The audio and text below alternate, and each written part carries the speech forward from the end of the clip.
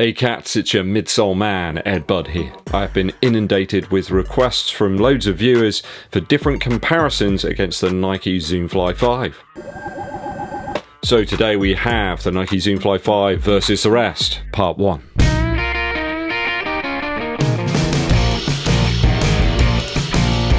Thanks for tuning into the channel, people. It is always appreciated. Help a YouTuber out by hitting that subscribe button and also clicking the bell below for notifications when I launch the new videos for you. It really does help us out too if you give this video a thumbs up like and also share it with your running buddies. Drop me a super thanks down below if you've got a particular question or you want to support the channel on an ad hoc basis. You know it makes sense. Today some key comparisons against the Nike Zoom Fly 5 versus a load of other running shoe models that are currently on release. Let's get it started, people. First shoe up is the Invincible Run Flyknit 2. Loads of people have been asking me whether they should pick this shoe up or the Zoom Fly 5. Hopefully I can add some insight today for you to help you make that decision. So only marginally heavier than the Zoom Fly 5 here. It's about 6 grams I think heavier. I think it presents probably one of the best, most interesting comparisons to any other running shoe. Why would Nike have two models that kind of seem to fit the same use case, I suppose? I think the weight here in the Invincible Run Flyknit 2 is actually more in the upper of the shoe. There's a lot more padding here. It just generally feels a lot more present on foot. Obviously, we've got brand new ZOOMX foam here in the Invincible Run, and you can see the scraps of ZOOMX here that we've got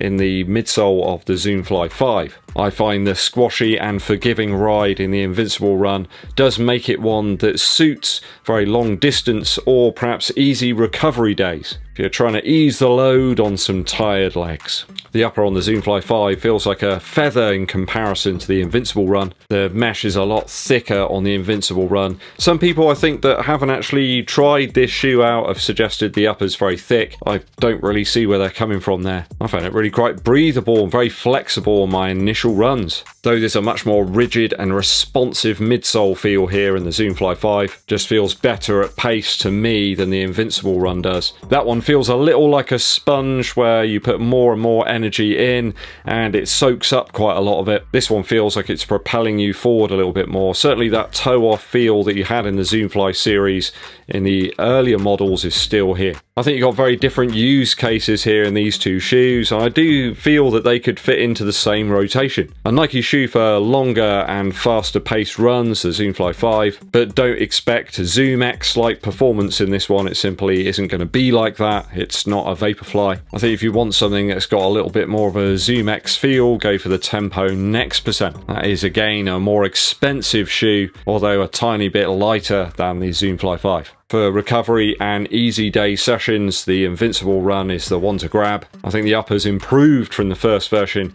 but it still lacks that sort of supple feel that I'd want from an easy, more plush recovery shoe. That's not to say that I am not enjoying the shoe. I really like this one. I think it is a better upper, but it's still not perfect. If I had to have one of these right now, I think it'd be quite a tough call. I'm finding both of these very forgiving underfoot. I might just edge with the Invincible Run though, purely on the fact that there's nothing quite like it.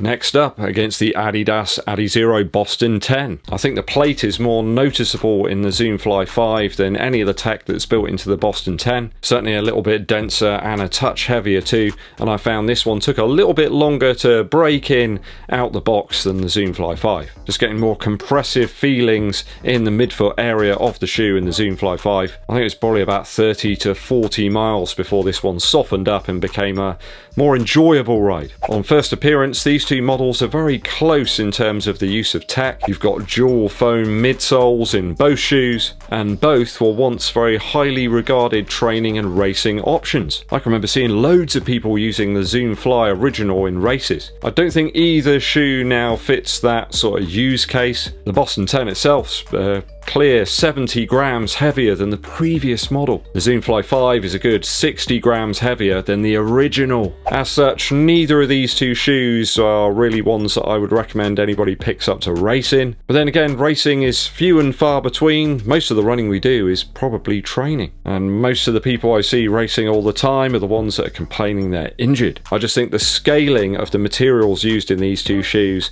doesn't really do them justice when we get to the higher sizes. There's quite a few people have commented that the Boston 10 really works well for them, perhaps in the lower sizes. I can see maybe anything above my size 11 being pretty hefty in the Zoomfly 5. Perhaps if you've got a smaller foot and you need those smaller sizes, it'd probably be ideal. You might be able to race in it then. For me, it's just a little bit too much, perhaps. If I had to take one of these two shoes, it would certainly be the Zoomfly 5 in this instance. The Boston 10 just feels a bit like a straitjacket on top of the foot. The upper on this one is really on point. Nike have nailed it this time around. So that's my pick on this comparison.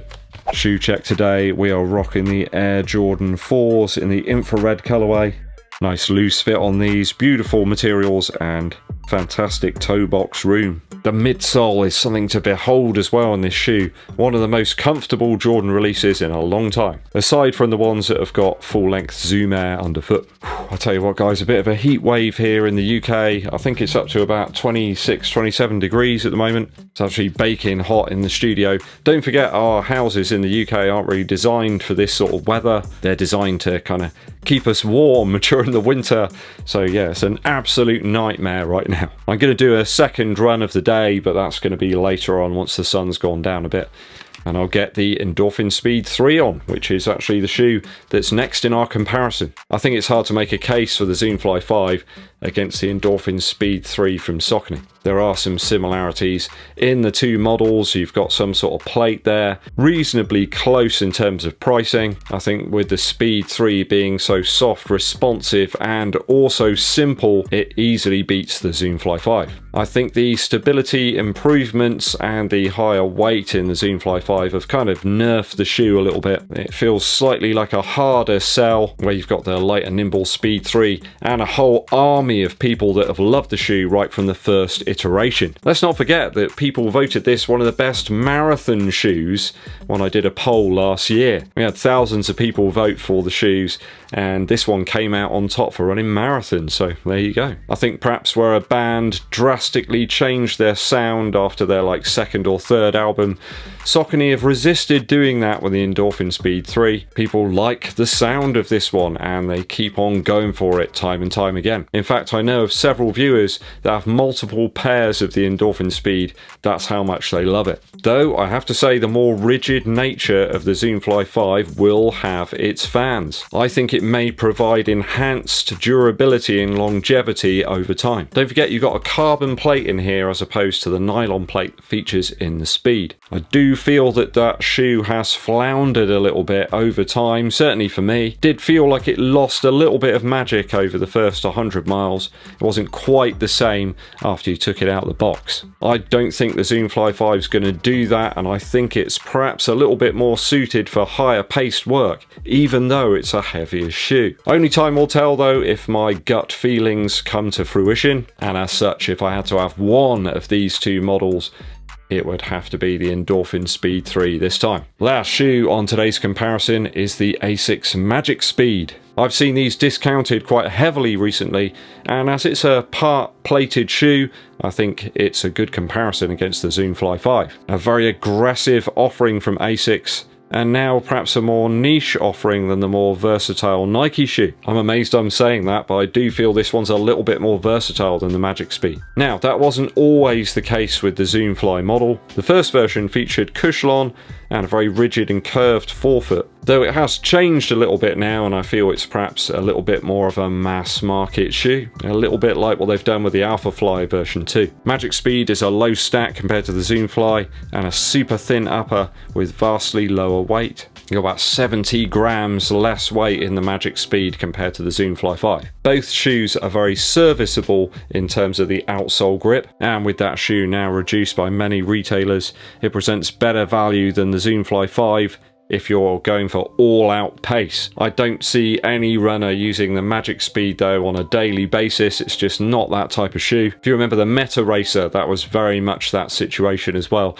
Not a super shoe that you're going to want to use on a daily basis. As such, for a more frequent use shoe, I think the Zoomfly 5 will fit that. So Magic Speed for pace, Zoomfly 5 if you need something a little bit more varied for your daily runs. I will have some more comparisons coming up against this shoe. It does seem to be a very popular model. If there's any specific shoes you want me to compare it against, let me know down in the comments and I'll see what I can do. musical interlude time for you. When the summer comes round, I like to put the windows down on the Micra and cruise around listening to hip hop.